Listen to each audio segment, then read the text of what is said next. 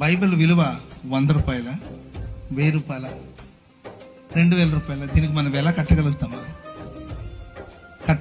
దీనికి విలువ కట్టగలుగుతామా? మనం ఇచ్చే ఆ 500 కానీ 1000 రూపాయలు కానీ పేపర్ విలువ అండ్ ప్రింటింగ్ విలువ ఏంటండి, దీన్ని బైండింగ్ చేశారు కనుక దాని వెల వచ్చేసి ఏంటండి ఒక 1000 రూపాయలు ఉండొచ్చు. కానీ దానిలో రాయబడిన ఉపదేశం ఉంది కదండి, దానికి మనం వెల కట్టగలుగుతామా? వెల కట్టలేనంత గొప్ప సంపద ఈ పరిశుద్ధ గ్రంథంలో ఉంది. స్తోత్రం చెప్పండి గట్టిగా హల్లెలూయా, హల్లెలూయా. ఇది మనకు ప్రయోజనాన్ని కలిగించే ఉపదేశం. పరిశుద్ధ గ్రంథమైన బైబిల్ మనకు ప్రయోజనాన్ని కలిగించే ఉపదేశం. ఇశ్రాయేలు పరిశుద్ధ దేవుడు మానవ కోటికి, మానవ సంతతికి ప్రయోజనం కలిగించే ఎన్నో శ్రేష్టమైన ఉపదేశాన్ని దేవుడు మనకిచ్చాడు.